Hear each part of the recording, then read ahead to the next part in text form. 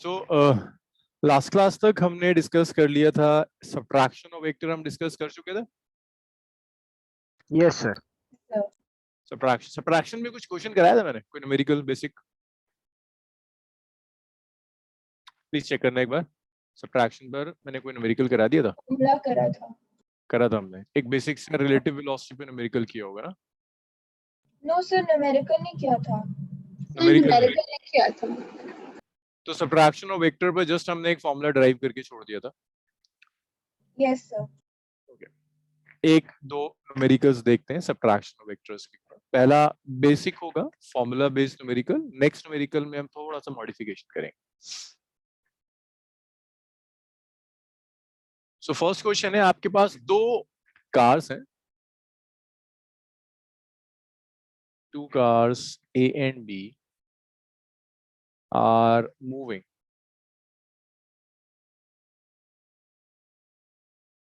with velocities of velocities as shown.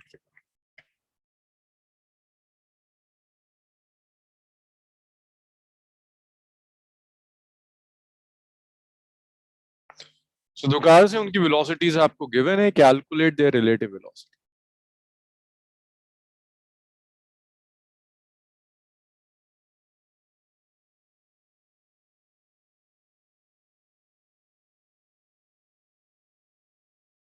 आपको दोनों cars की relative velocity calculate करनी है।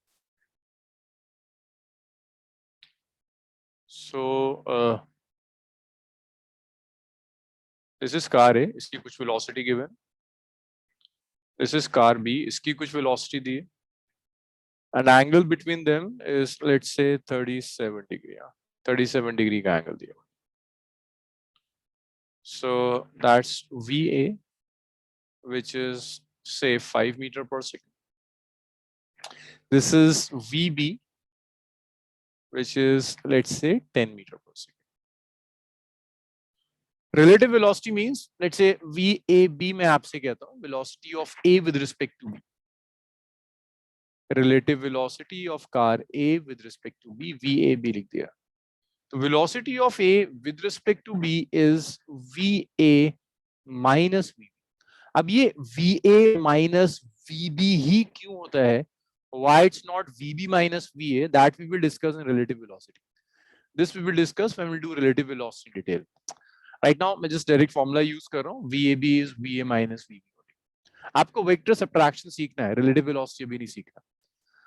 Now if this is VB, तो Ayushi where is minus of VB कहाँ होगा? हाँ जी Ayush, if this is vector VB तो minus VB कहाँ जाएगा? समय नहीं आयुषी है, हाँ आयुषी है क्लास में. आयुषी बताइए. Yes Ayushi, where is minus of VB? Opposite direction. Opposite direction. If that is VB, then this is minus of VB. Minus of VB will act in exactly opposite direction. Good. So अब आप parallelogram complete करो. ये आपने parallelogram complete किया. This is the diagonal of the parallelogram. और ये diagonal of the parallelogram will give you resultant velocity VAB. This is VAB now. VAB now. अब ये VAB रिलेटिव वेलोसिटी है, मुझे इसका मैग्नीट्यूड भी कैलकुलेट करना है, मुझे इसका डायरेक्शन भी चाहिए. रोशनी, इसके मैग्नीट्यूड के लिए कोई एक्सप्रेशन बताइए. VAB का मैग्नीट्यूड कैसे कैलकुलेट करेंगे? Where VAB is VA minus VB. Yes Roshni, magnitude of VAB. एक मिनट अर्पित, एक मिनट रोशनी बता. Simple vector subtraction Roshni, VAB का मैग्नीट्यूड क्या होगा?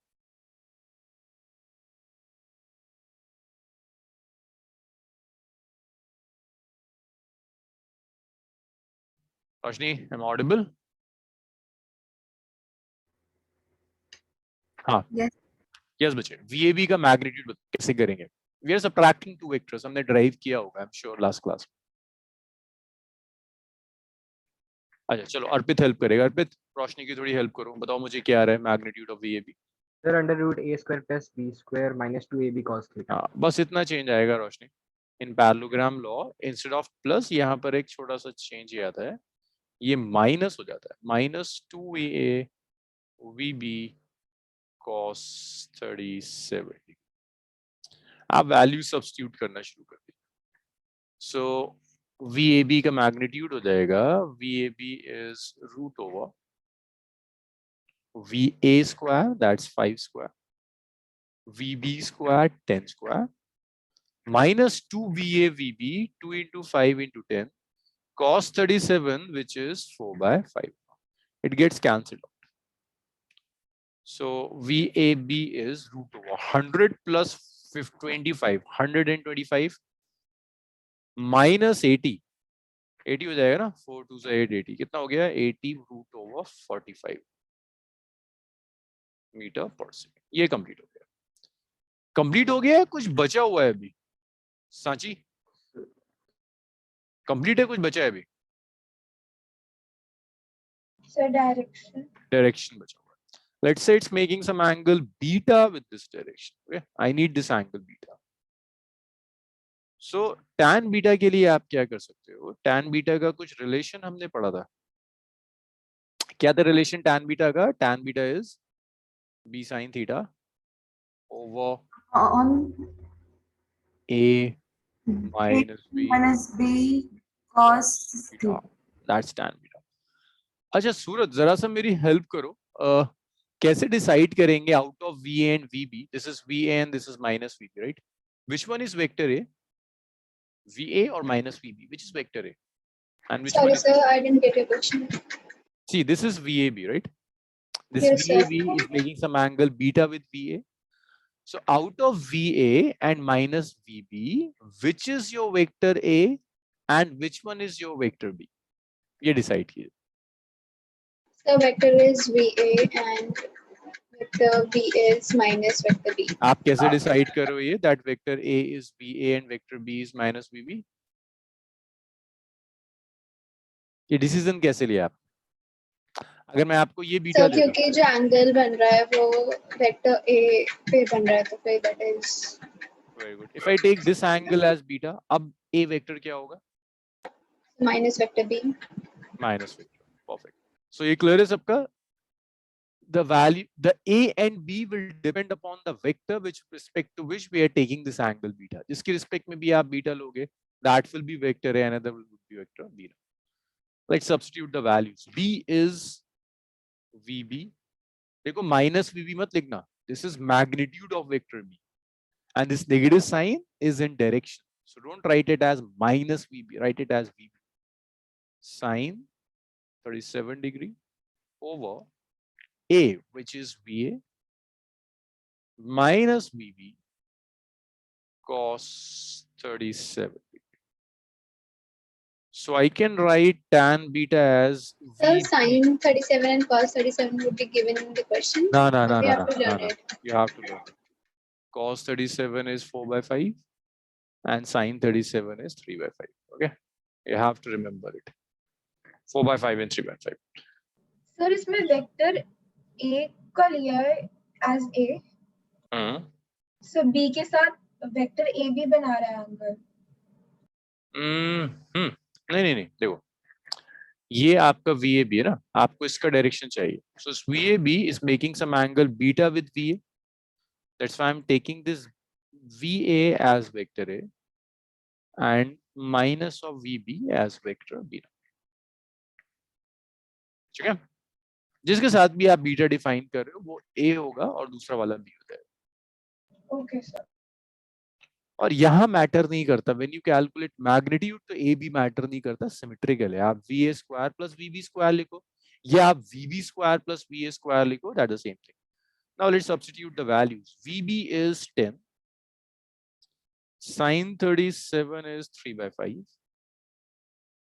VA is 5, VB is 10, cos 37 is 4 by 5. So अगर मैं कैंसिल करना शुरू करूं, 5 से ये 10 कैंसिल किया, 6 हो गया. 5 से ये 10 कैंसिल किया, 5 minus 8 minus 3 हो गया. tan बीटा minus 2 आ गया. So ये आ गया tan beta is minus 2. So beta आ गया आपके पास tan इनवर्स -2।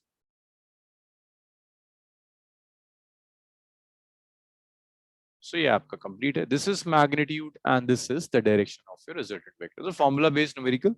नेक्स्ट न्यूमेरिकल से कुछ मॉडिफिकेशंस करते हैं, इसे लिखो और मुझे इसमें डाउट्स बताओ, कुछ डिस्कशंस हैं, कुछ कमेंट्स हैं इस पे, तो बताते जाओ मुझे। Then will do next numerical. Next में थोड़ा सा मॉडिफिकेशन।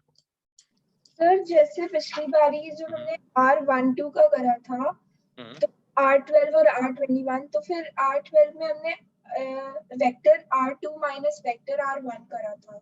हाँ, तो फिर AB के साथ हमने vector B minus vector A हो गया। That was position vector. Like position vector में और रिलेटिव वेलोसिटी के कॉन्सेप्ट बिल्कुल अलग होते हैं। We will derive the concepts of relative velocity, but अभी नहीं। रिलेटिव वेलोसिटी में और उसमें बिल्कुल अलग कॉन्सेप्ट्स होते हैं। सो इसका वहां से कोई रिलेशन नहीं है। वो तो हमने डिराइव करके देखा ना ट्रायंगल लॉ से।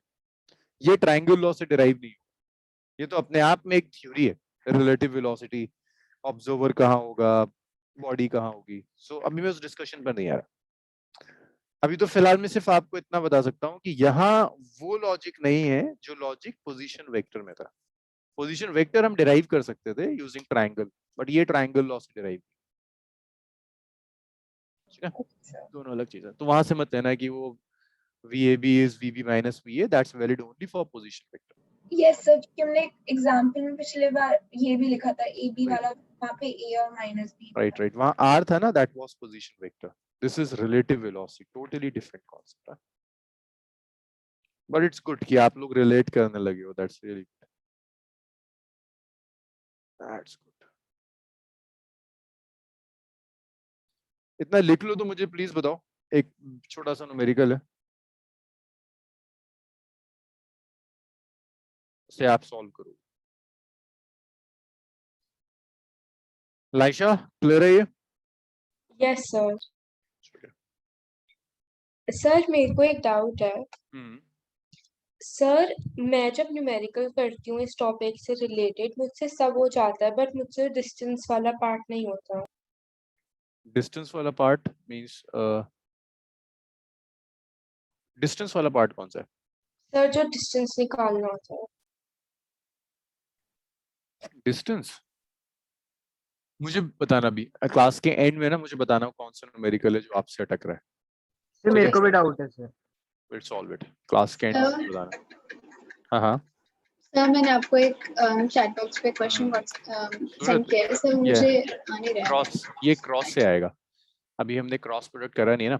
आपको अगर पैरेललोग्राम का डायगोनल चाहिए तो आप ऐड कर दो, बट आपसे कह रहा ना area. So area of parallelogram is cross product of these two vectors. So will do cross product. ये ऐसे आएगा। सर वो असाइनमेंट में था इसलिए। हाँ वो ना कभी कभी ये डायगोनल और एरिया में कंफ्यूजन से ये कभी कभी इधर उधर के क्वेश्चंस आते हैं। सो बेसिकली क्रॉस प्रोडक्ट थोड़ा सा वेट करना होगा, फिर आएगा। ये असल में ये लोग प्रीवियस ईयर्स के क्वेश्चंस डालते हैं, तो वहाँ कभी कभी ये छोटा मोटा कंफ्यूजन आ जाता है कि जरा देखने वाले ने जरा सा एरिया मिस कर दिया ना।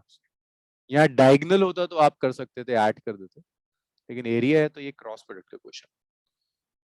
इसे जरा हैंडल करके दिखाओ। Two forces F1 and F2 simultaneously act on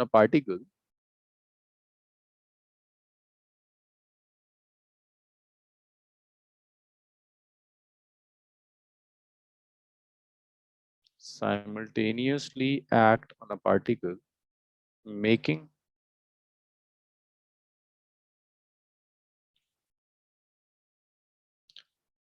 an angle of 120 degree with each other.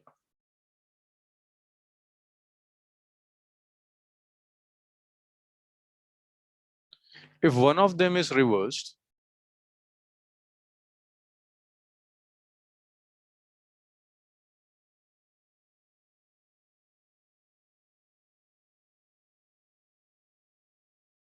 the acceleration of particle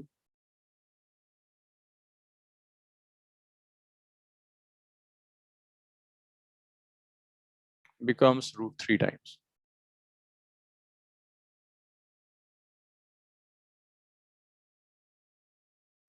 calculate ratio of magnitude of forces.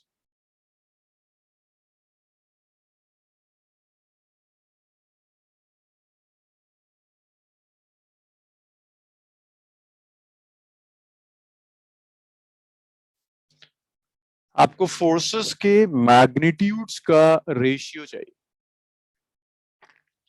सो देखो यहां जब मैं आपसे कह रहा हूं ना one of them is reversed, one of them reversed होने का मतलब है अगर मैं एक वेक्टर का डायरेक्शन रिवर्स कर दूं, तो लाइशा अगर पहले वेक्टर एडिशन था तो डायरेक्शन रिवर्स करने के बाद भी एडिशन रहेगा.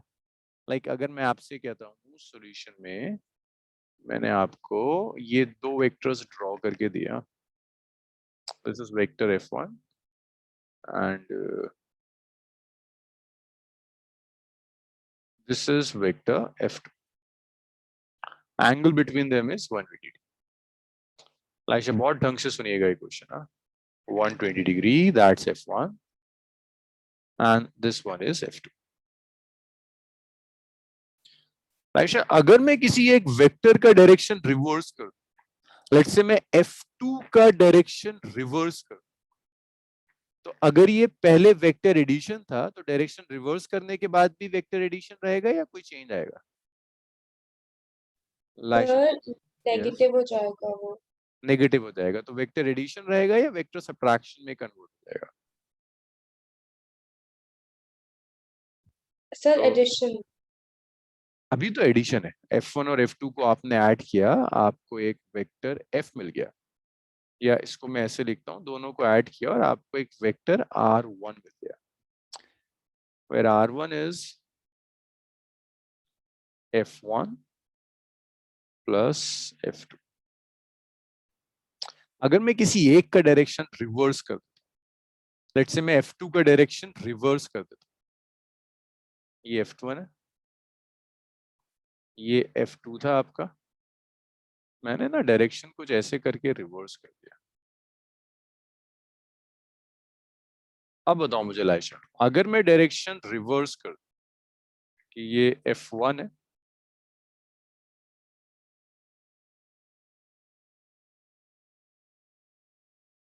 ये f2 है,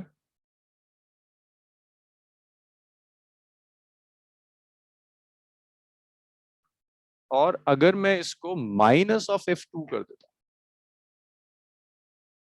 तो अब जब आप इन दोनों को एडअप करोगे तो ये वेक्टर एडिशन की जगह ये वेक्टर सब्ट्रैक्शन हो जाएगा, right? Yes sir. Let's say अब इसका जो रिजल्टेंट है दैट्स r2, ये r2 है, तो r2 होगा it's f1 vector minus f2 vector. So अगर वो आपसे कहीं किसी क्वेश्चन में लैंग्वेज में कुछ ऐसे दे रहा है कि उसने डायरेक्शन रिवर्स कर दिया, डायरेक्शन रिवर्स कर दिया, दैट मींस वो ऐड होने की जगह सब्ट्रैक्ट हो जाएगा. अच्छा अब रेशम आप मुझे बताइए R1 का मैग्नीट्यूड क्या होगा? यहाँ हम दोनों F1 और F2 को ऐड कर रहे हैं, एंगल इज 120 डिग्री. बताइए R1 का मैग्नीट्यूड क्या आएगा?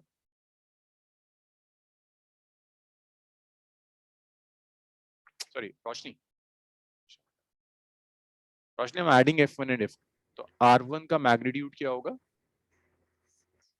Sir, it would be f1 square plus f2 square plus f1 f2 cos theta. 2F1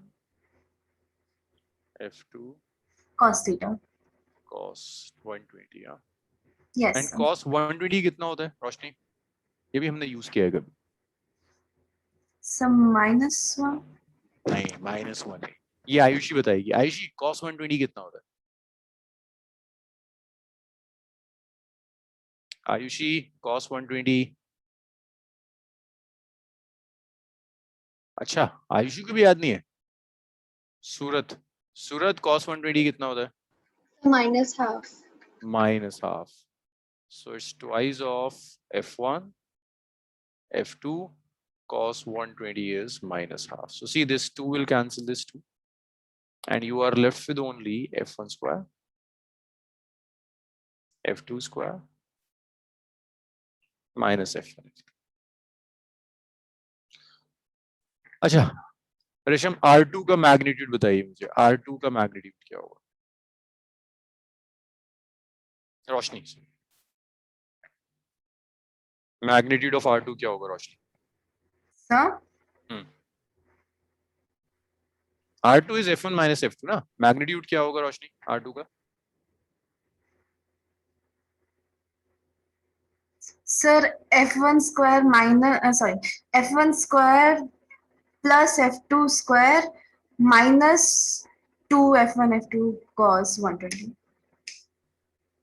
Cos 120, and cos 120 is minus half, right?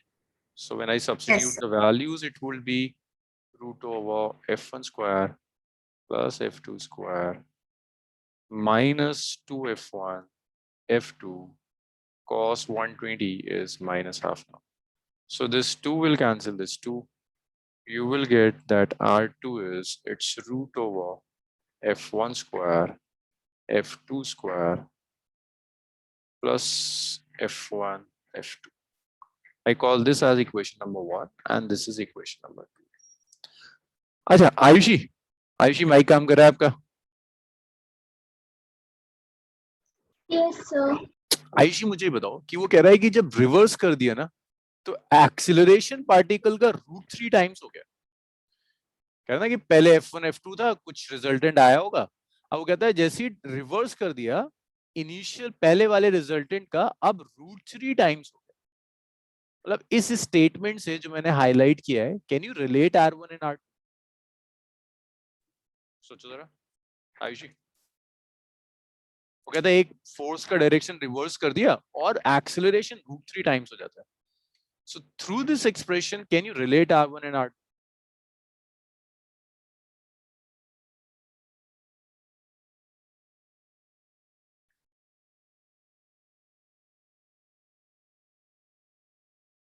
अच्छा, ये फिर ओपन क्वेश्चन है सबके लिए, कोई मुझे बता सकता है बाय दिस एक्सप्रेशन? यस, कोई बता रहा था?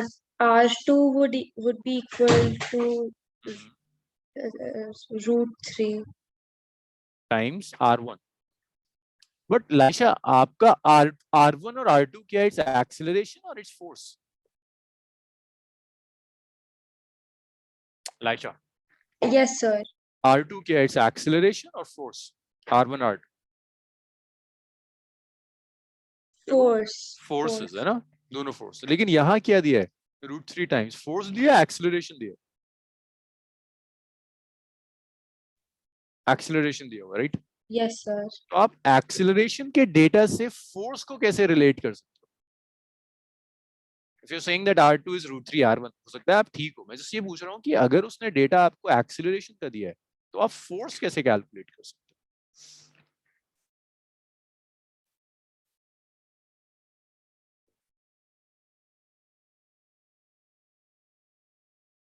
यस, देखो सूरत ने लिखा ना, फोर्स होता है मास इनटू एक्सेलरेशन। यूजुअली मास तो चेंज होता नहीं है, दैट मींस जैसे एक्सेलरेशन चेंज होगा वैसे ही फोर्स चेंज होगा। तो जब वो आपसे कह रहा है कि एक्सेलरेशन √3 टाइम्स हो जाता है, इसका मतलब कि आपकी फोर्स √3 टाइम्स हो जाती है। मींस वो आपसे कह रहा है R2 is √3 R1, that is the equation. Is it clear everyone? Arpit, Ayushi, Sachi? Yes sir. Yes sir. ये क्लियर है ना? वो आपसे कह रहा है एक्सेलरेशन √3 टाइम्स हो जाता है, and acceleration is directly related to force. If acceleration is √3 times, that means force is √3 times. अब आसान काम है, आप एक काम करो, just take the ratio of R1 and R2, just divide 1 into, just write R1 by R2. So what is R1? R1 is root over F1 square F2 square minus F1 F2 root over F1 square F2 square plus F1। आप R2 को लिख सकते हो √3 R1, so that's R1 divided by its √3 R1 is root over F1 square, क्योंकि हमने अभी conclude किया था ना कि that R2 is √3 R1, F1 square plus F2 square minus f1 f2 over root over f1 square f2 square plus f1 f2. R1 will cancel this R1. अब आपका काम सिर्फ ये है, मुझे इस इक्वेशन से F1 और F2 का रेशियो निकाल के दिखाओ. F1 और F2 का रेशियो क्या हो. पहले आप ये लिख लो, आगे की कैलकुलेशंस आप करोगे, मैं नहीं करूंगा. रेशियो कैलकुलेट करो F1 F2 का and right your answer in chat. मैं नहीं करूंगा सॉल्व.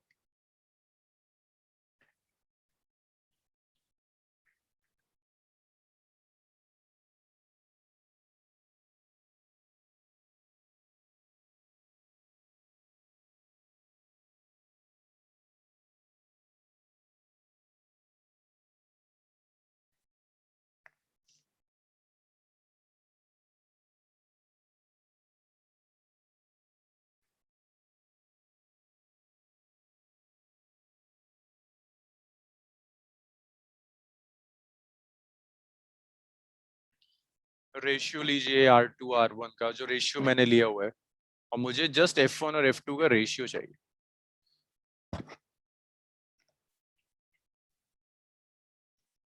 ये लिखा, ये स्लाइड लिख लिया. चेंज करूं स्लाइड? यस सर, चेंज कर दीजिए. Yes sir. चलो अब मुझे जरा सा रेशियो कैलकुलेट करके बताओ. F1 by F2 कितना आ रहा है? It's hardly 3 line calculation. Hardly 3 line. मेरी तरह बहुत स्टेप्स लिखते हो तो 4 लाइन हो जाएंगे. Extreme. Sir, you are host or co-host?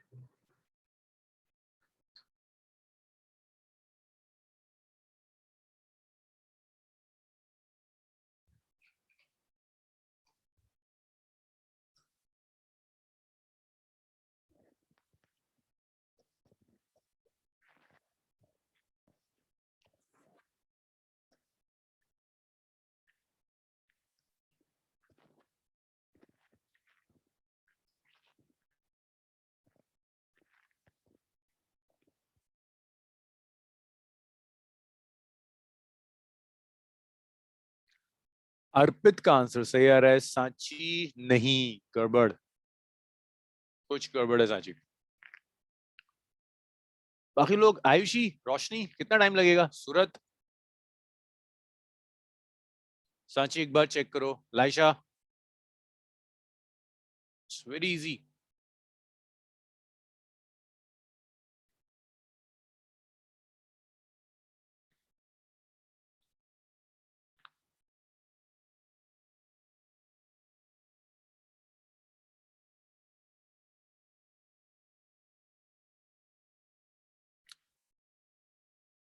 सूरत, इतना लेंथी कैलकुलेशन, इतना टाइम लगेगा?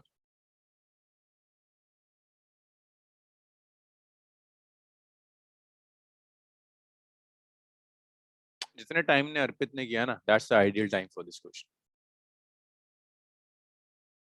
नहीं हो रहा, मान लूं किसी से नहीं हो रहा. आयुषी, आयुषी, नहीं हो रहा.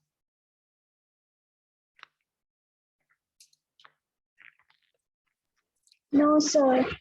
देखो कितना आसान था. सिर्फ स्क्वायर कर दो दोनों साइड. देखो कितना आसान है. 1/√3 है ना, स्क्वायर कर दो साइड. 1/3 आ गया, ये आ गया ना. सूरत, गड़बड़ गड़बड़. F1 square F2 square minus F1 F2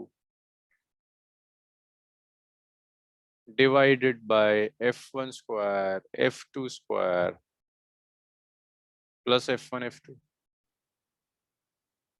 cross multiply कर दो तो ये आ जाएगा F1 square F2 square plus F1 F2, which is 3 times F1 square F2 square minus F1.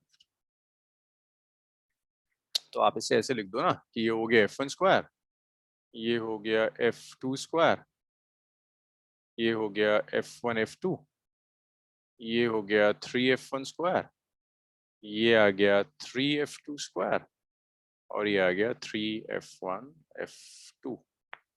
इसको ना लेफ्ट में ये सबको ठीक करो ना. मैं हाँ, इसको जरा सबको लेफ्ट में ले लेते हैं. तो f1 स्क्वायर यहाँ आएगा तो ये हो जाएगा 2f1 square, f2 square right में जाएगा, सब्ट्रैक्ट हो जाएगा तो ये हो जाएगा 2f2 स्क्वायर। इसको यहाँ ले जाओ। देखो एक चीज बहुत याद रखना, अगर आप असाइनमेंट सॉल्व नहीं कर रहे हो ना तो वो आपकी क्लास परफॉर्मेंस में दिख जाता है। अगर आपने एक वीक असाइनमेंट्स नहीं सॉल्व किए तो नेक्स्ट वीक आपकी क्लास परफॉर्मेंस में वो दिखने लगेगा, और जब आप सॉल्व करते हो असाइनमेंट्स तो वो चीज भी आपकी क्लास परफॉर्मेंस में दिखती है, आपकी कैलकुलेशन की स्पीड बढ़ जाती है।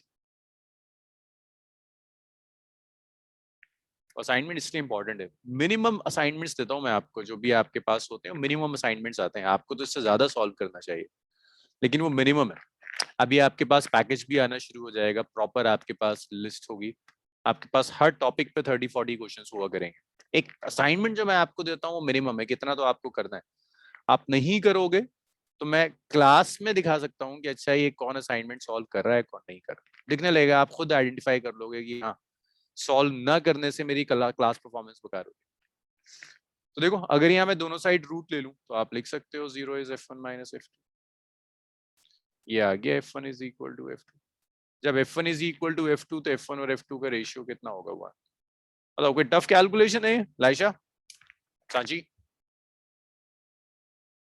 No sir. टफ तो नहीं है ना? चलो जल्दी लिख लो। अर्पित का सही यार, देख अर्पित का आंसर आया था एब्सोल्युटली करेक्ट। अर्पित की एफर्ट्स दिखने लगी हैं। और Arpit consistency is the key. Yes sir. ऐसे ही होता है, मतलब ये लेवल होता है ना, पहले आप यहाँ हो गए फिर आपका लेवल यहाँ हो जाएगा सेल्फ स्टडी का, उसको उसके नीचे मत गिरने दो। कोशिश करो कि हो गए नंबर ऑफ न्यूमेरिकल्स बढ़ाते चले जाए, खुद देखेगा आपको इन विदिन 6 मंथ बढ़ जाएगा। आप में से किसी की परफॉर्मेंस जब खराब होती है तो उसको मैं क्लास में तो नहीं कहूंगा, थोड़ा अजीब लगता है, लेकिन हाँ मैं टेक्स्ट करके बताता हूँ आप लोग को।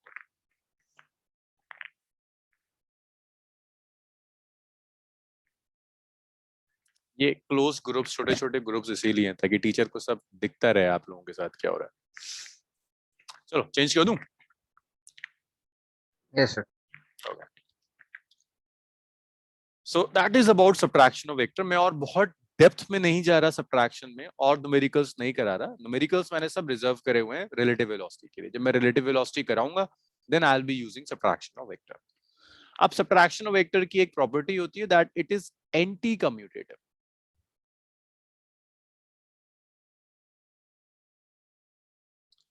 एंटी कम्यूटेटिव का मतलब सिर्फ इतना होता है कि आपने ए माइनस बी लिया और जब आप बी माइनस ए लोगे ना तो ये इसका नेगेटिव हो जाएगा।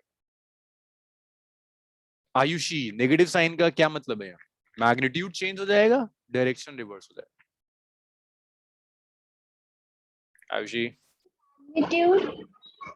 a minus b is minus of b minus, इसका क्या मतलब है? a minus b and b minus a will have different magnitudes or they will have opposite directions. क्या चेंज हो? Sir different magnitude. देखो यहाँ इक्वलिटी आ रहा है, इक्वलिटी का मतलब क्या है? मैग्नीट्यूड सेम है, डिफरेंस कहाँ आएगा? Direction. So a minus b is minus of b minus a. That means both a minus b and b minus a will have same magnitudes but opposite directions. Okay? ये equality का sign जो आ रहा है ना, ये आपको बता रहा है that they have equal magnitudes. But negative sign जो आ रहा है ये आपको बता रहा है that they have opposite directions. So जैसे एक न्यूमेरिकल मैंने कराया था आपको, लाइक यस ये था ना, मैंने आपसे कहा था VA माइनस VB कैलकुलेट करो। अगर आप VB माइनस VA लेते हैं ना तो एग्जैक्टली ऑपोजिट डायरेक्शन में आता है। मैग्नीट्यूड सेम होता, डायरेक्शन बिल्कुल रिवर्स हो जाता। ये मतलब है कि एंटी कम्यूट कर रहा है, मैग्नीट्यूड सेम होगा बट डायरेक्शन बिल्कुल ऑपोजिट हो जाएगा। So subtraction is anti commute. Okay, so ये एक बहुत मेजर पार्ट था वेक्टर्स का जो कंप्लीट हो गया है, addition and subtraction of vector. तो अगर आप थोड़ा सा इसको डेप्थ में जाके आइडेंटिफाई करें कि आज तक हमने करा क्या है वेक्टर्स के साथ। हमने वेक्टर्स को कंपोज किया, मैंने आपको पैरेललोग्राम लॉ सिखाया जिसमें मैंने कहा दो वेक्टर्स हैं उन्हें कंबाइन कर एक सिंगल वेक्टर बना। मैंने आपको ट्रायंगल लॉ सिखाया जिसमें बताया दो वेक्टर्स हैं कंबाइन करके सिंगल वेक्टर बना। मैंने आपको resolution of not resolution subtraction सिखाया, पॉलीगन सिखाया, सब में आप क्या कर रहे हो? कई वेक्टर्स थे, उन्हें ऐड कर कर कंबाइन कर कर एक सिंगल वेक्टर बना रहे। सब्ट्रैक्शन में भी तो यही था। देखो दो वेक्टर्स दिए ना, क्या देखो दो वेलोसिटीज ने कंबाइन कर कर एक सिंगल वेलोसिटी बना। तो अभी तक आप जो कर रहे थे that was composition of vector. अब आप उसका उल्टा प्रोसेस करोगे जिसे कहते हैं रेजोल्यूशन ऑफ वेक्टर। रेजोल्यूशन का मतलब क्या है? मैं आपको एक सिंगल वेक्टर दूंगा और मैं आपसे कहूंगा इस वेक्टर को ब्रेक कर दीजिए दो या दो से ज्यादा डायरेक्शंस में, that's resolution of vector. So when I से रेजोल्यूशन, स्प्लिट कर रहे हैं, एक वेक्टर दूंगा मैं आपको, अब दो तीन नहीं दूंगा, मैं आपसे कहूंगा इस एक वेक्टर को दो या तीन या और पार्ट्स में ब्रेक करो, दैट्स रेजोल्यूशन ऑफ वेक्टर। मेरा बहुत क्लियर हो दिमाग में। और अभी सारे कॉन्सेप्ट जब उतने क्लियर होंगे ना, जैसे आपका एडिशन सब्ट्रैक्शन स्टार्टिंग के मे बी चैप्टर नंबर 4 तक, जितना एडिशन सब्ट्रैक्शन क्लियर होता है ना, सोते हुए भी अगर कोई पूछ ले एडिशन का मतलब क्या है, सब्ट्रैक्शन क्या होता है, मल्टीप्लिकेशन क्या चीज है, तो आपके ब्रेन में करेक्ट इमेज बनी हुई है। मतलब इतना स्ट्रेस देने का मेरा सिर्फ 4 चैप्टर तक ये रीजन होता है, स्लो भी चलता हूँ मैं, कि करेक्ट इमेज आपके ब्रेन में बन जाए कि रेजोल्यूशन क्या है, सब्ट्रैक्शन क्या है, एडिशन क्या है। और यही फाउंडेशंस हैं आपके फिजिक्स की। अगर चैप्टर नंबर 4 तक स्ट्रांग है तो हो सकता है आप में से कुछ अगर बैच छोड़ भी दें, सेल्फ स्टडी करना चाहें, तो फिर जरूरत नहीं है किसी टीचर की, इफ चैप्टर नंबर 4 तक आपका बहुत स्ट्रांग। Resolution of vector सुनो। Resolution of vector means splitting of vector. So resolution is process of splitting of vector. It's process of splitting of vector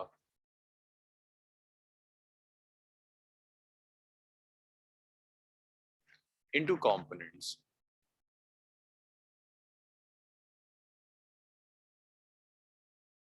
Acting in different directions. Acting in different directions. तो एक vector को आपने दो तीन parts में divide कर दिया। देखो बहुत नेचुरल, वेक्टर को डिवाइड करोगे तो वेक्टर ही आएगा ना। वेक्टर को डिवाइड करके जो वेक्टर्स आ रहे हैं उन वेक्टर्स को आप कहेंगे they are your component vectors. So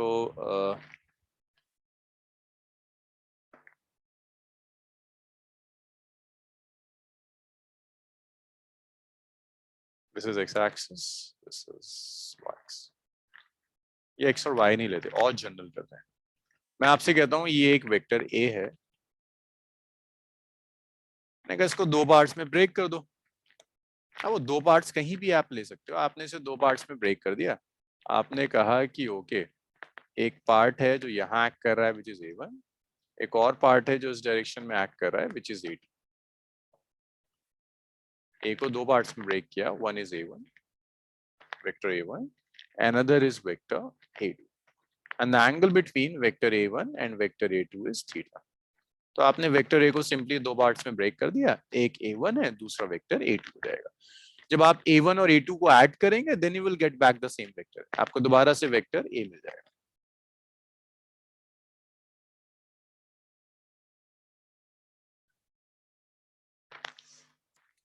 so a1 और a2 को जब आप ऐड करोगे then you will get back the same vector है, क्योंकि a को ब्रेक करने के बाद ही तो आ रहा है। बट याद रखना when you add them up you will add them up vectorically, ऐसा ना करना कि algebraically ऐड कर दो, कहो सारा आ ही नहीं रहा। ये a1 और a2 जो this a1 and a2 are components of vector।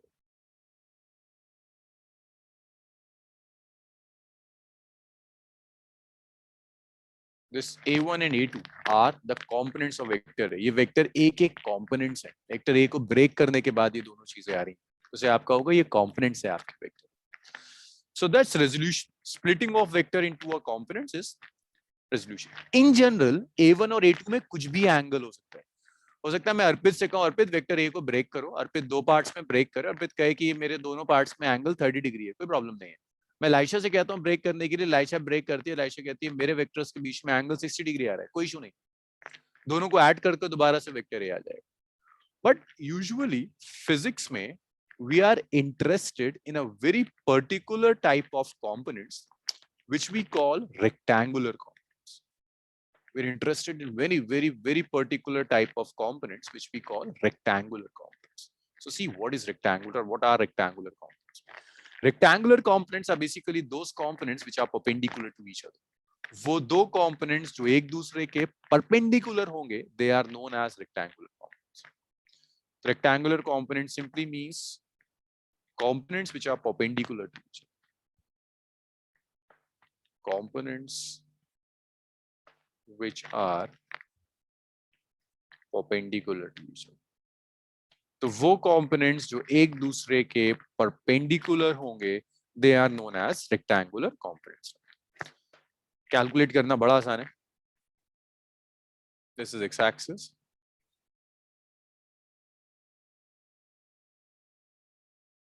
और जब मैं कुछ करा रहा हुआ करूँ ना, तो फर्स्ट टाइम जब आप कुछ सुनते हैं तो बहुत क्वेश्चंस उठते हैं. उन क्वेश्चंस को दबाना मत, वरना आपके ब्रेन को आदत पड़ जाएगी ना पूछने. हो सकता है आपके कुछ क्वेश्चंस का आंसर मेरे पास एकदम से ना हो. मैं आपसे कह दूं कि ओके आज नहीं से कल डिस्कस करते हैं, लेकिन आप पूछते रहो. आपका ब्रेन क्यूरियस रहेगा, वो क्यूरियोसिटी खत्म नहीं होगी. अगर आप साइंस से क्यूरियोसिटी निकाल दो ना, क्वेश्चंस निकाल दो, तो हिस्ट्री बन जाती है. लाइक अगर मैं हिस्ट्री पढ़ा रहा होता और मैं कहता है कि अकबर की डेट ऑफ बर्थ ये है, और तो अगर आप क्यों भी पूछोगे तो मेरे पास कोई आंसर नहीं है कि ओके ठीक है यही होती है. बट फिजिक्स में, बायोलॉजी में, केमिस्ट्री में, मैथ्स में यू हैव रीजंस. वो तो एज अ टीचर कभी हमारे पास आंसर्स नहीं होंगे, कह सकते हैं बाद में करेंगे. हो सकता है किसी टीचर ने आंसर दिया, आप सेटिस्फाइड नहीं है, आप गूगल कर उसका आंसर ढूंढ लो, किसी और से पूछ लो, क्योंकि हमारी टीम में लोग तो बहुत है. बट पूछो, और अपने दिमाग को ऐसा मत करो कि वो सोचना छोड़ दे. उसने सोचना छोड़ दिया तो फिर आप फिजिक्स, केमिस्ट्री, मैथ्स, बायोलॉजी नहीं कर रहे, फिर तो आप रट रहे हैं. आप हिस्ट्री की तरह से फिजिक्स कर रहे हैं. और सच मानो, रटने वाले ना डॉक्टर्स चाहिए ना इंजीनियर्स चाहिए. हम आप होता है ना, अब ये तो बहुत कॉमन है दिल्ली में कि अक्सर लोकेलिटी में कुछ डॉक्टर्स होते हैं, जब आपको जुकाम, खांसी या फीवर है, आप उन डॉक्टर्स के पास जाइए, वो आपका इलाज ठीक कर देते हैं. लेकिन जरा सा कॉम्प्लिकेशन आ जाए, आपसे कहते हैं यार रेफर करके कहीं और भेज दो. और जब आप रेफर करके कहीं और जाते हो, तो वो डॉक्टर लिटरली सोचता है, आपकी रिपोर्ट्स लेगा, वो सोचेगा, वो आपको बताएगा कि अच्छा ये जो बार बार फीवर आ रहा है, ये कहीं ब्रेन में कोई प्रॉब्लम है, या पैर में कभी चोट लग गई थी उसकी वजह से इश्यूज आ रहे हैं. तो वो सोचता है, इसीलिए वो बेटर डॉक्टर है या बेटर इंजीनियर है. और वो आदत इस एज से पड़ती है. अगर आप यहीं से सोचना या पूछना छोड़ देंगे तो हो गया काम. Anyways, so this is vector A, this is x-axis and this is y-axis. Vector A की अगर आप आपसे कहता हूँ इसे ब्रेक करिए दो पार्ट्स में. एक पार्ट x के अलोंग एक्ट करना चाहिए, दूसरा पार्ट y के अलोंग एक्ट करना चाहिए. जो पार्ट x के अलोंग एक्ट करेगा that will be a cos theta.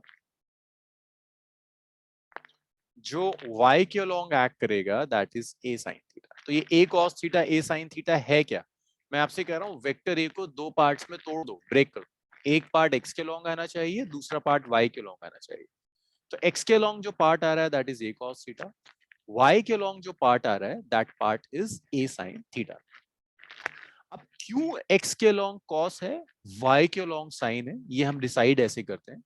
जिस डायरेक्शन के साथ एंगल होगा वहां cos मिलेगा, परपेंडिकुलर डायरेक्शन में sin जाएगा. दोबारा कह रहा हूं, जिस डायरेक्शन के साथ ये थीटा होगा, थीटा x के साथ है, तो अलोंग x एक्सिस जो कंपोनेंट होगा that is a cos theta. y के along it will B a sin theta. और ये ax और ay components. When I add ax and ay, अगर मैं ax और ay को ऐड कर दूं, then I will get back the same vector. If I add them up, let's say vectorically, I will get back the same vector. मैं आपको ये करके दिखाता हूँ. Laisha, what's the angle between ax and ay?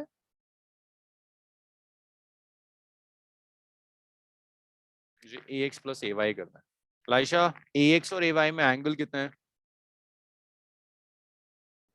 ax and ay sir 90 degree. 90 degree perpendicular ना.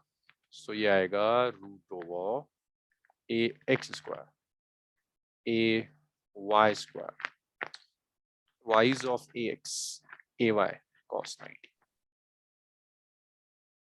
So ये आएगा root over, ऐसे तो आपने डायरेक्ट रिलेशंस भी किए हैं, आप डायरेक्टली कर सकते हैं ax square plus ay square. Expected result क्या है सूरत? ax प्लस ay ऐड करने के बाद क्या मिलना चाहिए सूरत? एक्सपेक्टेड क्या है, क्या एक्सपेक्टेशन, इसको सॉल्व कर क्या आना चाहिए? कुछ भी आ जाए. क्या एक्सपेक्टेशन है, फाइनली क्या आना चाहिए? Vector A. नहीं पता नहीं, अरे I guess vector A. vector A, right? You should get back the vector A. So it's ax square plus ay square. So it's root over ax, which is a cos theta square, ay, which is a sin theta square. So you can write this as root over a square cos square theta plus a square sin square theta. Ayushi कहीं से दिख रहा है ये vector a आएगा इसे solve कर कर? देखो a square cos square theta plus a square sin square theta, क्या लगता है आयुषी ने ऐड कर कर कहीं से दिख रहा है आपको दोबारा से कि वेक्टर a आएगा? No sir. नहीं दिख रहा? अरे क्या बात कर रहे हो, दिखेगा, अभी दिखेगा। सर और किसी को दिखा? Yes sir cos square theta और sin स्क्वायर थीटा मिलके 1 हो जाएगा। 1 हो जाएगा ना, अब तो दिख जाएगा। देखो a स्क्वायर कॉमन, आयुषी अब दिखा? चलो अब तो दिख जाएगा। cos square plus sin square theta 1 हो गया, तो ये क्या आ गया, रूट ओवर a स्क्वायर आ गया। रूट ओवर a स्क्वायर कितना एक्सियम। सो जब आप ax और ay को ऐड कर रहे हो, you are getting back the same vector. That's why these are components. a को ब्रेक करने के बाद आया तो नेचुरल सी बात है कि इन्हें ऐड करने के बाद दोबारा से वेक्टर a आना चाहिए। इतना क्लियर है? Excuse me sir. Yes sir. Sir component x कोई भी दो कंपोनेंट्स के बीच में हमको एंगल गिवन होगा, मतलब जो वेक्टर है उसका एंगल गिवन होगा x या y के साथ, किसी एक के साथ एंगल गिवन होगा। कंपोनेंट्स तो तुम्हें पता है ना, जब मैं रेक्टेंगुलर कंपोनेंट्स ले रहा हूं तो परपेंडिकुलर ही है, तो ax और ay में तो हमेशा एंगल 90 होगा। नहीं सर, वैसे अगर रेक्टेंगुलर ना गिवन है सर। रेक्टेंगुलर ना दिया हो तब आपको दिया होगा एंगल क्या होगा। Okay sir. बट रेक्टेंगल में भी रिजल्टेंट सेम वे से ही निकाला है, जैसे ये a वेक्टर है, इसे रिजल्टेंट वे में निकाला है ना। हाँ रिजल्टेंट बिल्कुल पैरेललोग्राम लॉ लगा के मैंने ऐड किया, मैंने ऐड कर दिया दोनों वेक्टर्स को, पैरेललोग्राम लॉ अप्लाई किया, I am getting back the same vector. तो एक्सपेक्टेड यही था कि अगर मैं a को दो पार्ट्स में ब्रेक कर रहा हूँ तो ऐड करने के बाद I should get back the same vector. So ये आपका लॉजिक क्लियर हो गया कि कंपोनेंट्स में ब्रेक करते हैं तो दोबारा ऐड करने के बाद you will get back the same vector. अब आपको सीखना है कि अच्छा किस किस केस में कंपोनेंट्स और कैसे कैलकुलेट किए जा सकते हैं। Let's say this is x axis. cos theta कैसे डिसाइड करते हैं लाइशा? कहाँ cos थीटा आता है कंपोनेंट्स में? कुछ बोला था मैंने अभी,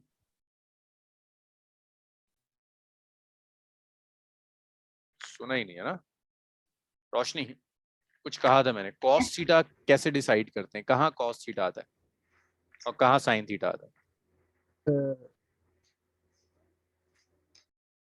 रोशनी ने भी मुझे देखने दो। सर वेक्टर a और a मतलब जो x एक्सिस के साथ जो बनाएगा वो जिसके साथ एंगल दिया हो। अगर y एक्सिस के साथ मैंने एंगल दिया theta, now your ay will be a cos theta and your ax will be a sin theta.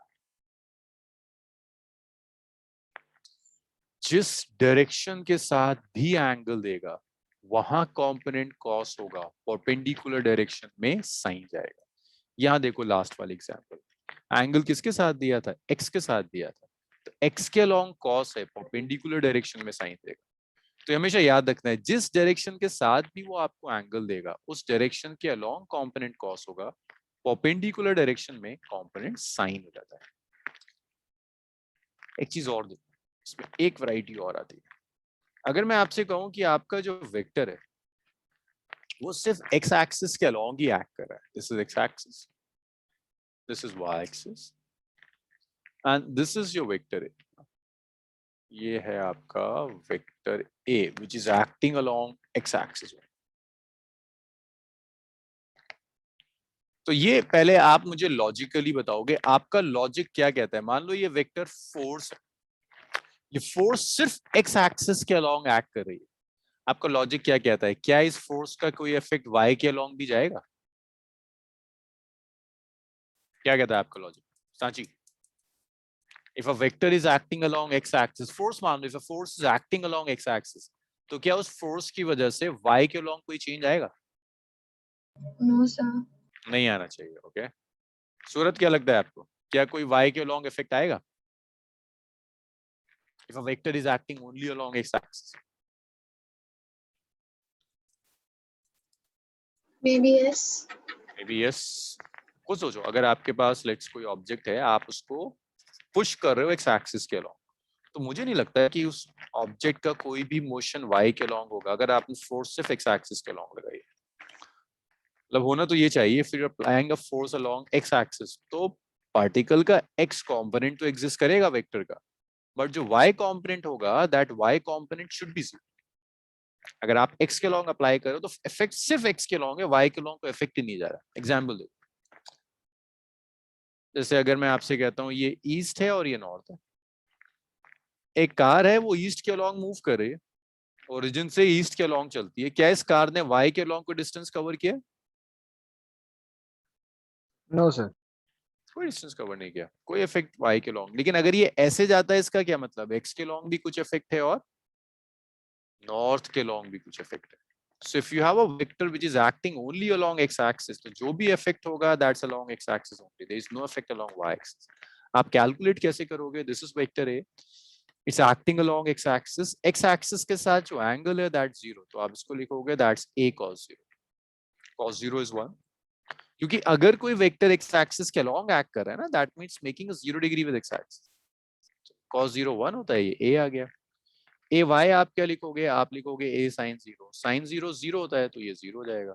So if you have a vector which is acting only along x axis तो उसका y component zero होगा। If you have a vector which is acting only along y axis तो उसका x component zero होगा। ये भी मैं आपको करके दिखा देता हूं।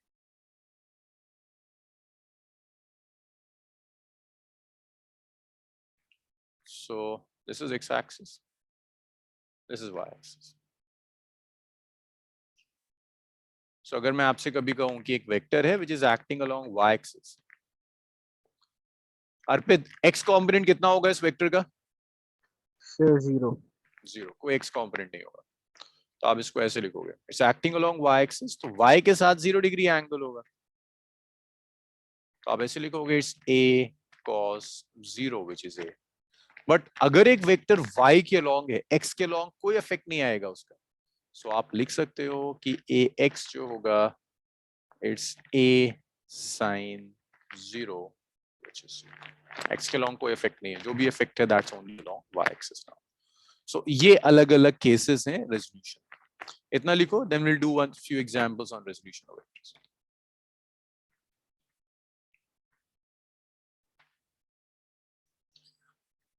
Sir, can you turn out to previous Yes, slide? yes.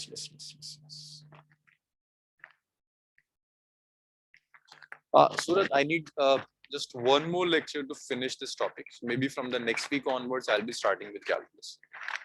Okay, sir. School में वेक्टर्स हो गया सूरत? No, sir. Okay, so आप पहले mathematical physics का। Yes, sir. It's the same in my school.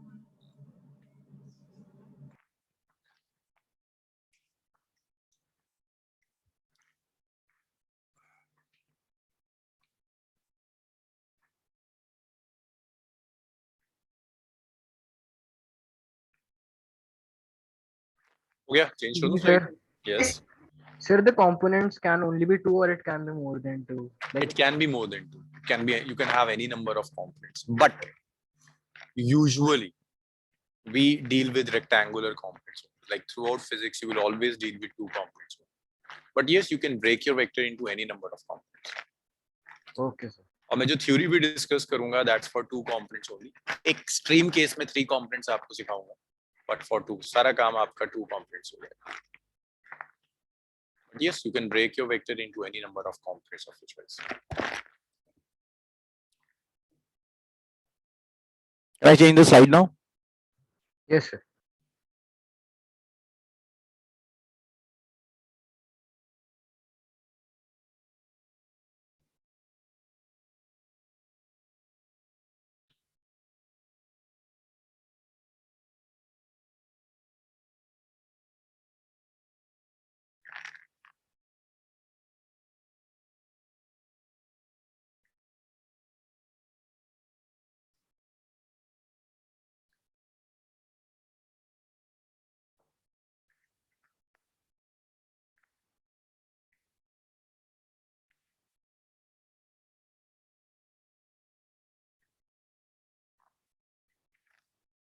Slide change कर दूं? Yes, sir. Sure. Excuse me sir, Yes, Sanchi. Sir ये जो लास्ट वाला पार्ट है जिसमें ay is equal to a cos, sir नहीं नेक्स्ट स्लाइड में ये थर्ड वाला a जिस पे vector Yes, y yes, along पे है, yes, yes, yes. सर तो उसमें a cos थीटा a कैसे आया? A नहीं है, A y है. It's component of vector A along y axis ay. Basically, आप vector A को दो parts में break कर रहे हो. One part will act along x axis, another part will act along y axis. So along y axis it will be A cos theta, and along x axis it... third part में ये third वाला अच्छा ये हो गया. So देखो ax vector A x axis के along दिया है सांची, तो x एक्सिस के साथ एंगल क्या होगा? 0 degree. If vector A is parallel to x axis, that means angle with x axis is 0. So ax is A cos 0, cos 0 1 होता है इसलिए हो गया. Sin 0 0 होता है इसलिए 0 हो गया.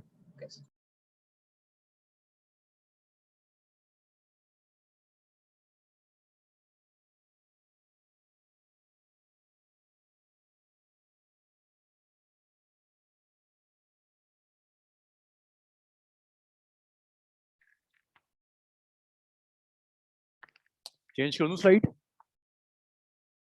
Yes, sir.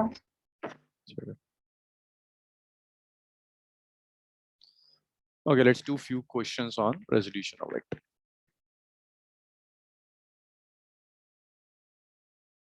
So एक basic question होता है कि मैं आपको this is x axis, this is y axis, मैंने आपको दो vectors दे दिए. This is first vector and this is second.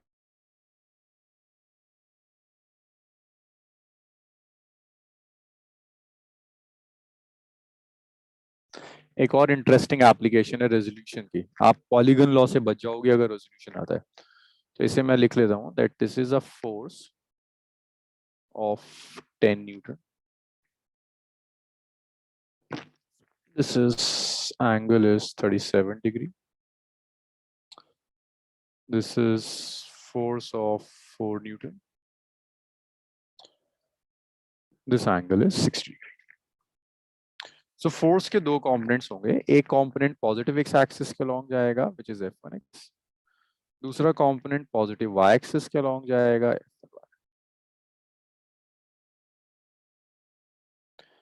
मुझे कोई बताएगा आप में से? ये मुझे बताएगा, लाइशा बताएंगे. लाइशा, f1 का कंपोनेंट अलॉन्ग x एक्सिस क्या होगा? Component of f1 along x axis. Laisha देखो, cos आएगा, sin आएगा. लाइशा क्या मिलेगा? Sir sign. साइन. एंगल किसके साथ दिया है? देखो 37 x के साथ दिया, y के साथ दिया. x के साथ दिया ना लाइशा.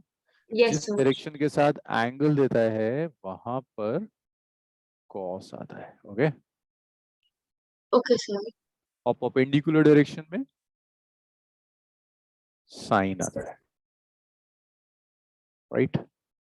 जिस डायरेक्शन के साथ भी एंगल देगा वहां cos होगा, और उसके परपेंडिकुलर डायरेक्शन में you will gate sign. So f1 is 10, cos 37 is 4/5. जब आप कैंसिल करोगे ये 2 हो गया, तो ये आ गया आपके पास f1x which is 8. सिमिलरली यहां अगर आप लोगे, सो f1 is 10, sin 37 is 3/5, 6 हो जाएगा. इसमें कोई डाउट किसी को? सांची, सूरत? सर. ओके. अब ये देखो f2. सो आयुषी मैंने कुछ ज्यादा कराया नहीं है, बस ये लोग कॉपी कर रहे थे जो कुछ भी मैंने समझाया था. आपका लॉग आउट हो गया था. कंपोनेंट्स आयुषी मुझे बताओ, थोड़ा सा रिकॉल हो जाएगा. f2 के दो कंपोनेंट्स होंगे. एक x के लॉन्ग होगा जिससे मैं f2x कहूंगा, एक y के लॉन्ग होगा जिससे मैं f2y कहूंगा. सो आयुषी बताओ मुझे f2y कितना होगा? cos आएगा या sin आएगा?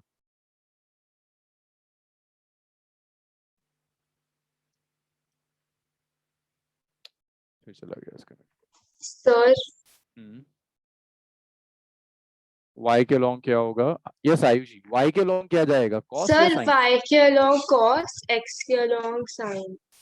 जहां एंगल गिवन है वहां cos होगा f2 cos 60. So f2 is 4, cos 60 is half, it's 2. f2x is f2 sin 60. So this is 4, sin 60 is root 3 by 2. So it's 2 root 3. So we have f1x and f2x and f2y. So Excuse आपने me, कौन sir. सा solve किया? Yes, Suraj. Why aren't we taking it negative? I'm just calculating the magnitudes. That's why. Yes, sir. Okay, sir. आप direction में इसको express करोगे, then you will use minus I cap. Ayushi, आप कुछ network better हुआ? Yes, sir. बच्चे ये देखो इसको कंपोनेंट्स में कैसे रिजॉल्व किया. भाई लिखना शुरू करो बाकी सब लोग. आयुषी देखिए f1 है, आपको x एक्सिस के साथ एंगल गिवन है 37 डिग्री. मैं आपसे कह रहा हूँ इसे रिजॉल्व कीजिए x और y एक्सिस के लॉ. तो जिस डायरेक्शन के साथ एंगल गिवन होगा वहां cos आता है. So you can write f1x is f1 cos 37. और f1 कितना है? f1 is 10, cos 37 is 4/5, cancel हो गया, 8 न्यूटन आ गया. ऐसे ही आप y के लॉन्ग लोगे f1y, it's f1 sin 37, f1 10 था, sin 37 3/5, 6 न्यूटन आ गया. ऐसे ही आप f2 के कंपोनेंट्स ले सकते हैं. हाँ जी आयुषी, क्लियर है? Yes, sir. तो आप f1 as well as f2 दोनों के कंपोनेंट्स ले सकते हैं. लिखिए.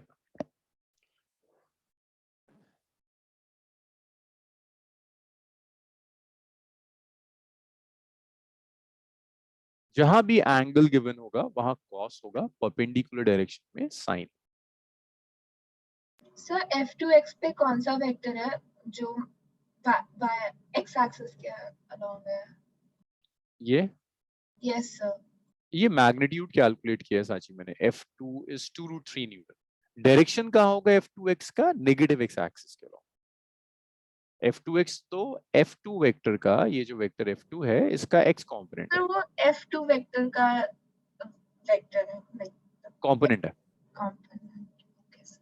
f2 वेक्टर का x कंपोनेंट है, f2 वेक्टर का y कंपोनेंट है.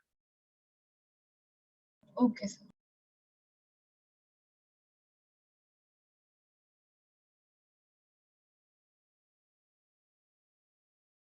चेंज कर दूं स्लाइड? Yes, sir. अब एक चीज और इंपॉर्टेंट, अगर आपको इतना आ गया, इसमें कोई प्रॉब्लम तो नहीं है सांची, आयुषी, रोशनी? No, sir. क्योंकि यहाँ कोई इशू हुआ तो आगे समझाना मुश्किल हो जाएगा.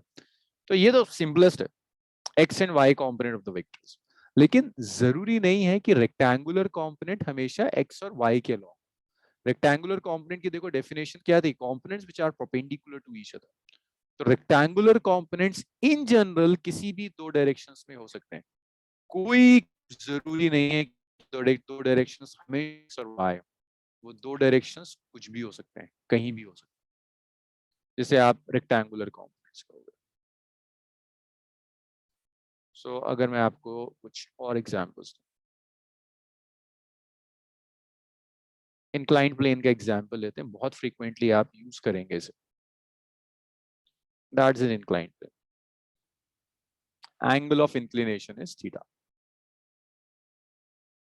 लेट्स से मैंने एक बॉडी रख दी, बॉडी का वेट W है जो कि डाउनवर्ड्स एक्ट कर रहा है, and weight is a force.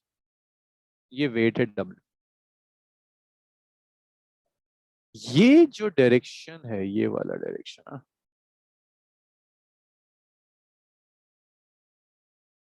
इसे कहते हैं अलोंग द इंक्लाइन. इस डायरेक्शन को कहते हैं, this direction is along the incline.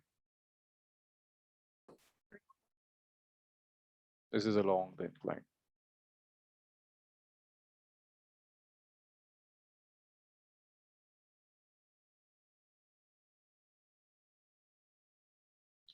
And this direction is perpendicular to the incline.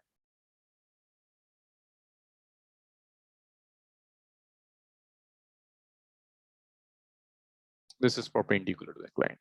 अब मैं आपसे कहता हूँ इस वेट को रिजॉल्व कीजिए along the incline and perpendicular to the incline. मैं आपसे कहता हूँ रिजॉल्व weight of body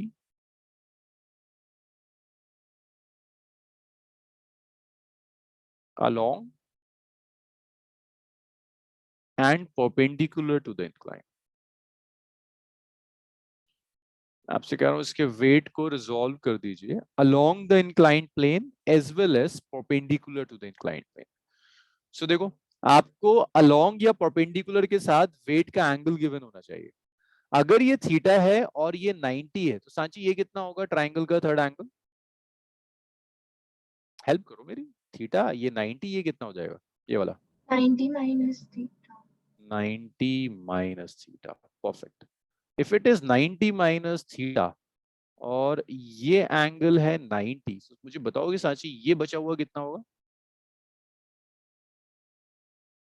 ये कितना हो 180 जाएगा? minus theta.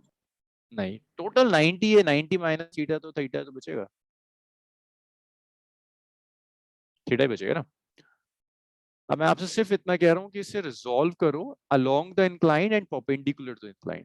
तो देखो जरूरी नहीं है कि आपके पास हमेशा एक्स और वाई के अलोंग रिजॉल्व करवा रहा हूं. बस ये चेक करो कि ये जो दो डायरेक्शन है along the incline and perpendicular to the incline, क्या ये एक दूसरे के परपेंडिकुलर हैं? यस. तो आप अपने वेक्टर को इन दोनों डायरेक्शंस के अलोंग बहुत आसानी से रिजॉल्व कर सकते हैं. कोई जरूरत नहीं है कि ये डायरेक्शंस हमेशा एक दूसरे के परपेंडिकुलर, सॉरी एक्स और वाई परपेंडिकुलर होने चाहिए, काम चल जाएगा. तो मुझे ये बताओ ये वेट है, एंगल गिवन है परपेंडिकुलर टू द इंक्लाइन के साथ, सूरत कंपोनेंट क्या होगा यहाँ? थीटा एंगल गिवन है परपेंडिकुलर के साथ, कंपोनेंट क्या होगा along the perpendicular? cos theta. cos theta है ना, so it will be w cos theta. Laisha इस डायरेक्शन में कंपोनेंट क्या होगा अलोंग द इंक्लाइन? एंगल तो आपको परपेंडिकुलर के साथ दिया हुआ है, दूसरा कंपोनेंट क्या होगा लाइशा? एक डायरेक्शन में cos होगा, दूसरे डायरेक्शन में क्या आएगा Laisha? Sir, sin. Yes, w sin theta. Sir, आपकी can you repeat the question please? जो आपने ये वाला करवाया था, मेरा पावर कट हो गया था तो I got disconnected. So there's an inclined plane, angle of inclination is theta. ये direction है which is along the inclined plane and this one is perpendicular to the inclined plane. This is weight of the body which is acting in downwards direction. This weight is making an angle theta with this perpendicular. इस perpendicular direction के साथ theta angle बना रहा है. कैसे decide किया theta? देखो ये theta दिया है, it's a right angle triangle, ये 90, तो ये जो बचा 90 minus theta, टोटल 90 है, तो ये 90 माइनस थीटा, तो ये थीटा बच गया. जिस डायरेक्शन के साथ एंगल गिवन है वहां कंपोनेंट आएगा w cos theta, perpendicular direction में it will be w sin theta. तो आपने करा क्या, वेट को रिजॉल्व कर दिया perpendicular to the incline and along the incline. ये आप आगे काफी कैलकुलेशंस में से बहुत फ्रीक्वेंटली यूज किया करेंगे, इतना लिख लीजिए. देन वी विल सी कि रेजोल्यूशन वेक्टर एडिशन में कैसे हेल्प करता है. लिखिए इतना. Sir, can you repeat? Sir, I'm not getting this point. कौन सा वाला? ये cos थीटा और sin थीटा? Yes, sir. देखो आप अगर रिजॉल्व करना चाहते हो, रेक्टेंगुलर कंपोनेंट्स कैलकुलेट करना चाहते हो अर्पित, सो दोनों वेक्टर्स एक दूसरे के परपेंडिकुलर होना चाहिए, राइट? Yes, sir. तो यहाँ जो मैं दे रहा हूँ, a vector is along the plane direction and perpendicular to the plane direction. ये दोनों डायरेक्शंस एक दूसरे के परपेंडिकुलर है. Yes, sir. है. ये वेट w है. सर इसमें आपको मतलब मैं पूछ रहा था कि रिजॉल्व क्या हुआ है, मतलब सर मेरे को वो समझ नहीं आया. मतलब सर कंपोनेंट्स क्या बने सर? वेट के वेट को आपने दो पार्ट्स में डिवाइड कर दिया. एक w cos थीटा है वेट का, जो इंक्लाइंड प्लेन के परपेंडिकुलर एक्ट कर रहा है, मींस वेट का वो इफेक्ट जो इंक्लाइंड प्लेन के परपेंडिकुलर है, that is w cos theta. और वेट का वो पार्ट जो इंक्लाइंड प्लेन के अलोंग है, that's w sin theta. Calculation समझ में आई थी अर्पित? यस सर, वो तो आ गया था सर. हाँ, तो इसका मतलब यही है कि आपने वेट्स को दो पार्ट्स में डिवाइड कर दिया. एक पार्ट जो इंक्लाइंड प्लेन के परपेंडिकुलर एक्ट कर रहा है वो w cos थीटा है. दूसरा पार्ट जो इंक्लाइंड प्लेन के अलोंग एक्ट कर रहा है वो w sin theta. And this is very very important, बहुत यूज करोगे आप इसे. सर आपने वो w cos थीटा लिया क्योंकि वो थीटा उधर एंगल बना रहा है, लेकिन बिल्कुल थीटा तो बिल्कुल, बिल्कुल. वो जगह पे है, तो फिर वहां पे क्यों नहीं cos थीटा लगा? अच्छा यहाँ थीटा है या 90 माइनस, कौन सा ये वाला थीटा कह रहे हो आप? Yes sir. लेकिन आपको जो थीटा होना चाहिए ना वो डायरेक्शन के साथ होना चाहिए। तो ये W इस डायरेक्शन या इस डायरेक्शन के साथ W जो एंगल बनाएगा वो तो यही थीटा होगा ना, ये तो नहीं हो सकता। मतलब ये कुछ ऐसा है कि मैं आपको अगर एक वेक्टर यहां देता हूँ और मैं आपसे कहता हूँ ये वाला जो एंगल है ना, दिस एंगल इज थीटा, तो क्या इस फोर्स के लिए ये एंगल किसी तरह से आपके लिए मैटर करेगा सांची? ये आपको फोर्स तो का एंगल एक्स या वाई के साथ चाहिए। ओके सर, क्योंकि वो W के साथ वहां पे बना रहा है। इसलिए W के साथ नहीं है, इसलिए इंपॉर्टेंट नहीं है, ये वाला इंपॉर्टेंट। ओके, रेजोल्यूशन का एक ही हो गया। अब एक और इंपॉर्टेंट एप्लीकेशन है resolution.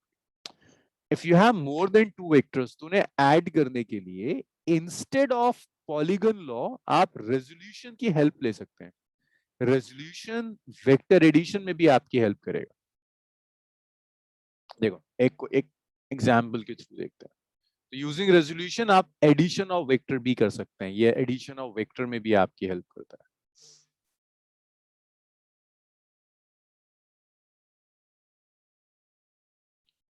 So this is x-axis, this is y-axis, and this is your force F1.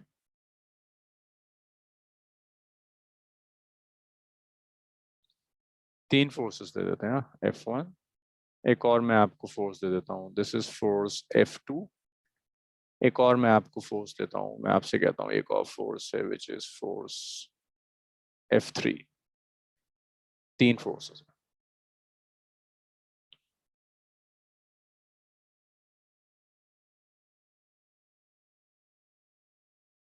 This is F1, which is 10 Newton. This angle is 60 degree. This is F2,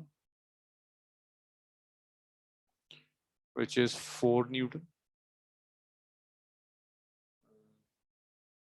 This angle is 30 degree. इसे 37 ले लो। और ये force F3 है, which is 1 Newton. मैं आपसे कहता हूं calculate net force. Calculate net force. So net force simply means force F चाहिए, which is vector F1 plus vector F2 plus vector F3। मुझे एक फोर्स F चाहिए जो फोर्स F1, फोर्स F2 और फोर्स F3 तीनों को vectorially add कर कराए। अब इनको ऐड करने के लिए एक मेथड ये है कि आप इन दोनों को ऐड करो पैरेललोग्राम लॉ से, जो रिजल्ट आए उसके साथ आप F2 को ऐड करो, दो को ऐड करो और उसके रिजल्टेंट के साथ थर्ड को ऐड करो, बट वेरी लेंथी प्रोसीजर, ये टाइम ले जाएगा। इसे आप रेजोल्यूशन से सॉल्व करो, बहुत आसानी से ये सॉल्व हो जाता है। तो जब आप रेजोल्यूशन से सॉल्व करते हैं तो आपका स्टेप 1 होता है, आप सारे वेक्टर्स को पहले स्टेप में रिजॉल्व कीजिए along x and y axis. Resolve all forces, and this method is very important, हम बहुत यूज किया करेंगे इसे आगे से। All forces along x and y axis. तो इन सारी फोर्सेस को एक्स और वाई एक्सिस के अलोंग रिजॉल्व करो। सो F1 को आप रिजॉल्व करो, when you resolve F1 you will get F1x is F1 cos 37, and you will get F1y is F1 sin 37 degree।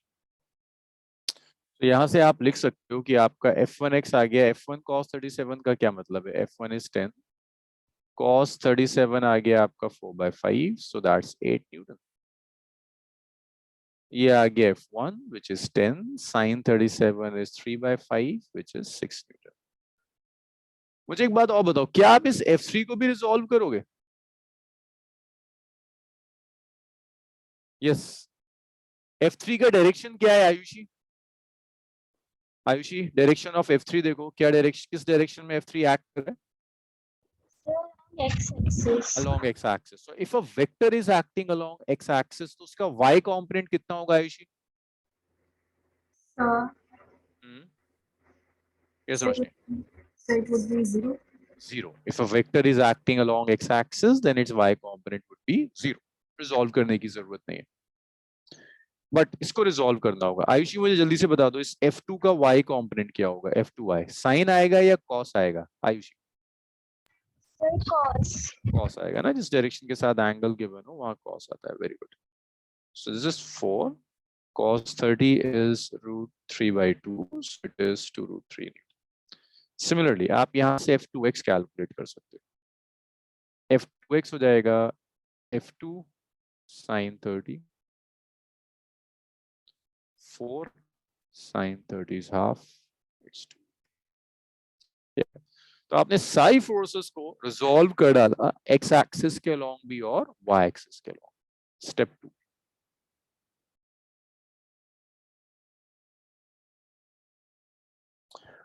अब आप एक काम करो, नेट फोर्स कैलकुलेट करो x और y के along. Net force along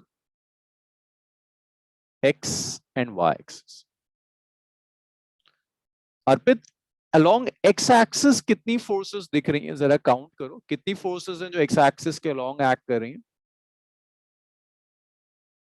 sir x में count करो, 1 2 3 4, कितनी फोर्सेस हैं जो x के अलोंग आपको दिख रही हैं? सर 2। मुझे 3 दिखी है अर्पित। देखो, एक मुझे F1x दिखा, एक मुझे F3 दिखा और एक मुझे F2x दिखा। तुम्हें भी 3 दिख रही है? ये भी 2 है?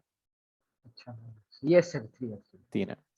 अब इन 3 को ऐड, देखो डायरेक्शन तो एक ही है ना, या तो ये सेम डायरेक्शन में एक्ट कर रही है, ऑपोजिट डायरेक्शंस में एक्ट कर रही है। जब वेक्टर्स सेम या ऑपोजिट डायरेक्शन में एक्ट करते हैं तो उन्हें ऐड करने के लिए किसी रूल की जरूरत नहीं है, डायरेक्टली ऐड और सबट्रैक्ट करो। तो ये दोनों तो ऐड हो जाएंगे सेम डायरेक्शन में, ये सबट्रैक्ट हो जाएगा। तो आप इसे ऐसे लिख दो कि ये होगा F1x plus F3 minus F2x। Opposite direction में जा रहा है ना, इन दोनों को मैंने ऐड किया, उससे सबट्रैक्ट कर दिया। अब F1x देखो, F1x कितना है 8, F3 कितना है 1। तो वो F3x नहीं बोला ना F3 टोटल F3, क्योंकि F3x तो F3 के इक्वल आएगा ना, F3y तो 0 आएगा। तो टोटल जो भी एक्ट कर रहा है उस टोटल को ही ले लेते हैं F3 डायरेक्टली, जैसे हमने किया था ना, if a vector is acting along x axis तो y कंपोनेंट तो 0 ही आ रहा है, कोई फायदा नहीं उसको दोबारा रिजॉल्व करके, आपको पता ही कि वो F3 के इक्वल आएगा। F2x2 हो गया, so that's 7 Newton.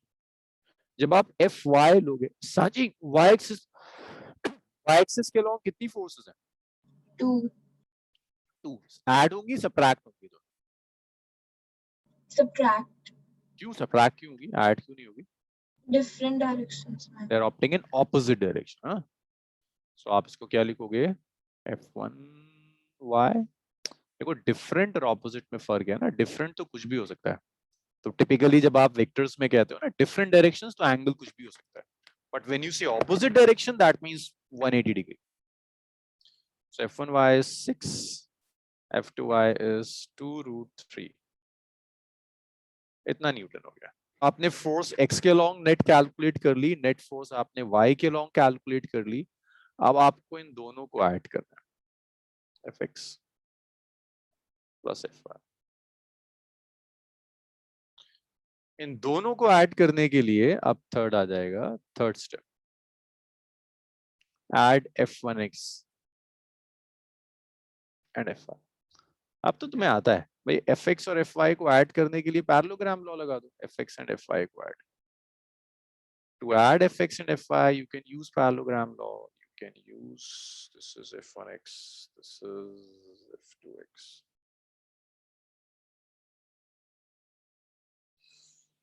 This is Fx, this is Fy.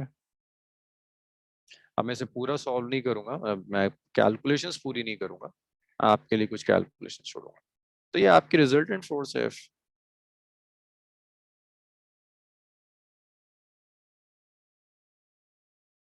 तो आप लिख सकते हो कि यहाँ जो f होगा that f is root over F x square plus F y square.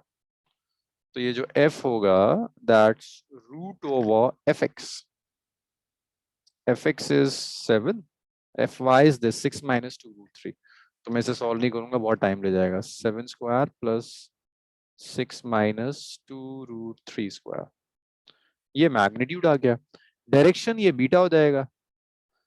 जब वेक्टर्स परपेंडिकुलर होते हैं तो tan बीटा आपको सिखाया था, इट्स b बाय a होता है। ये हमने सब डिराइव करा हुआ है। b क्या होगा, जिस वेक्टर के साथ आप एंगल ले रहे हो वो a हो जाएगा, दूसरा वाला वेक्टर b हो जाएगा। So it will be b by a, that means fy by fx। fy कितना है, fy है 6 minus 2 root 3 divided by 7। So अगर आपके पास दो से ज्यादा वेक्टर्स है तो उन्हें ऐड करने के लिए आप ये काम करो। इतना लिखिए, फिर हम आगे बढ़े। सर पैरेललोग्राम लॉ में तो जब हम रिजल्टेंट निकालते थे लास्ट में हमने cos थीटा क्यों नहीं करा, f1 fx into f। हाँ देखो फर्क है, अब यहाँ मैं रिजॉल्व नहीं कर रहा, अब तो मैं ऐड कर रहा हूं। आपका मोटिव क्या है, एफ एक्स और एफ वाई को कंबाइन करना या ब्रेक करना? ब्रेक करना। नहीं नहीं नहीं नहीं, देखो हम आपको देखो क्या दिया था, उसने आपसे कहा था 3 वेक्टर्स हैं f1 f2 f3, तीनों को वेक्टोरिकली ऐड कर दीजिए, राइट। तीनों को वेक्टोरिकली ऐड करने के लिए आपने कुछ स्टेप्स यूज किए। आपने क्या स्टेप्स यूज किए, पहला आपने रिजॉल्व कर दिया सबको अलग अलग डायरेक्शंस में। फिर आपको आपका मोटिव रिजॉल्व करना नहीं था, आपका मोटिव ऐड करना था। तो ऐड करने के लिए पहला स्टेप लिया आपने, सबको रिजॉल्व कर दिया एक्स और वाई एक्सिस के अलॉन्ग। फिर आपने नेट फोर्स कैलकुलेट कर दी एक्स के अलॉन्ग, फिर आपने नेट फोर्स कैलकुलेट कर दी वाई के अलॉन्ग। ये फिर ये एक्स और वाई के अलॉन्ग जो नेट फोर्सेस आई उन्हें कंबाइन कर आपने एक सिंगल फोर्स बना दिया। ठीक है, तो यहां मैं रिजॉल्व नहीं, एफ तो मुझे पता ही नहीं है कि मैं इसे रिजॉल्व करूंगा। मुझे तो एफ एक्स और एफ वाई पता है, जिससे वेक्टर एफ आ रहा है। पैरेललोग्राम लॉ में यूज कर रहा हूं, I am using parallelogram law.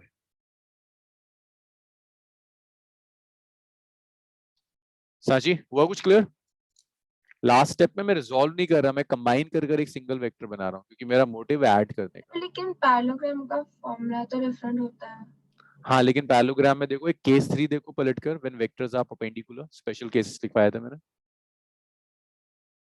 तो ये आएगा ना 2fx fy cos 90, cos 90 0, cos 90 0 हो जाएगा, राइट साची? ये तो बतेगा fx square plus fy square. Yes sir, अब समझ आ गया। मैं direct special case directly use कर रहा हूँ, वो परपेंडिकुलर वाला।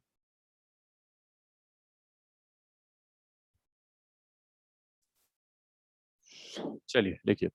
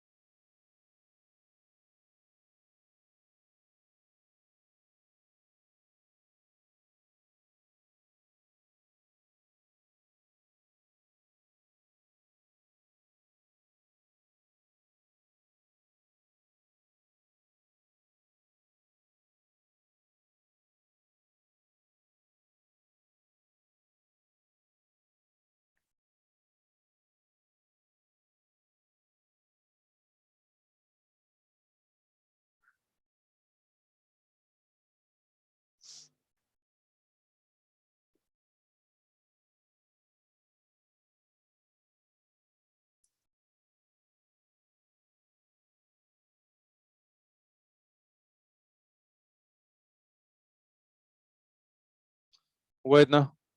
अर्पित आपके डाउट्स थे, मेरी लास्ट क्लास ओवर होगी 9:30। मैं निष्कर्ष से कहता हूँ आपको टाइमिंग्स दे देंगे मेरे साथ, 9:30 में आपके साथ डाउट डिस्कस कर दूंगा। Okay sir. ठीक है, क्योंकि अब ये बैक टू बैक क्लासेस होती हैं, ये इशू हो जाता है। मैं निष्कर्ष से कह देता हूँ 9:30 वो आपको कनेक्ट कर देंगे। और किसी के डाउट्स हैं?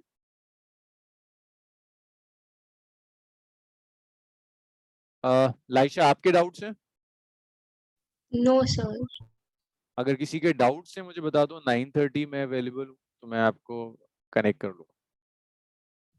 सर मेरे को असाइनमेंट्स में डाउट है जो हाँ। आपने सर मेरे को भी। मैं उसको 9:30 डिस्कस कर सकता हूँ, तो तो मैं निष्कर्ष से कह देता हूँ, एक मीटिंग आईडी शेयर कर लेंगे। 8:30 to 9:30 मेरी लास्ट क्लास है,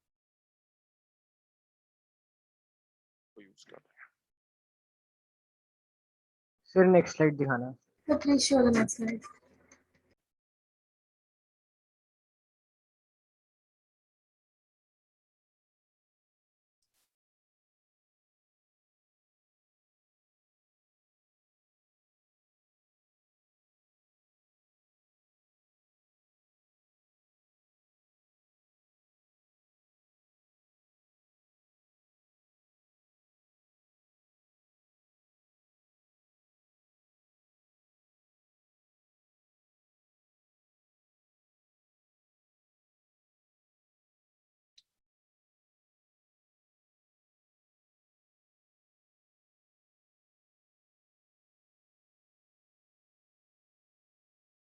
चलिए हो गया, सो लेट्स स्टॉप हियर।